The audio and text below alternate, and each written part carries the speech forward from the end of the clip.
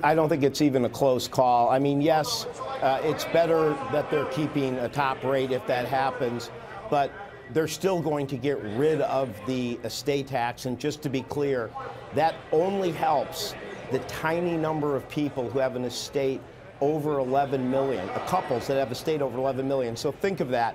Even if you were going to leave $10.5 million to your heirs, you right now pay zero taxes. So this is still a tax cut that's going to give over $200 billion just to estates over 11 million. And as you just mentioned, it was just mentioned on the show, you're still trying to afford a pass-through rate, which in a lot of ways doesn't make as much sense, because about over 90 or 95% of the people who are actual small businesses right now would not benefit from this. So you're going to see that this is going to be overwhelmingly a very expensive tax cut for the top 1%. And I guess what's just really remarkable is they've given themselves the ability to increase the deficit by $1.5 trillion. I've never seen either party put out a tax plan where they say it's okay to increase the deficit by $1.5 trillion, and they still can't make their numbers work. They're still looking to do a mother of all gimmicks on the 401k.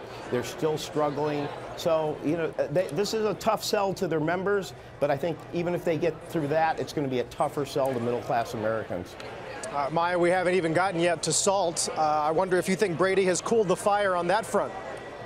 Well, I think there's going to be a good deal of resistance to all of the reforms, to the big tax breaks that are necessary to create a real tax reform bill. So the problem here is that we have over $1.5 trillion every year in tax breaks. And for each and every one of those, SALT's a great example right now, there is a massive constituency and a huge lobbying force behind protecting those tax breaks. But what I don't think has been made well enough to the American people is the case that every one of these tax breaks involves one group of people subsidizing another group.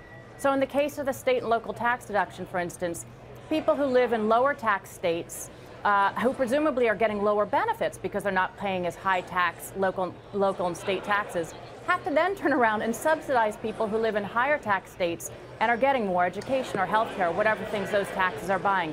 It's not at all clear. It's clear that that's a fair policy. It's certainly, in many ways, the home mortgage interest deduction, the health care exclusion, in many ways subsidizes things where it puts capital in places that don't always make the most sense. But there is such a strong constituency, it's hard to reform these, and it is absolutely necessary that we do so to pay for this tax bill. And the key is making this tax reform, not tax cuts, is what will help promote growth in the economy, which is the real reason we're doing this. If this is this big budget buster and does add one or two, they're going to put in budget gimmicks. It could add $2 or $3 trillion to the debt when all's counted.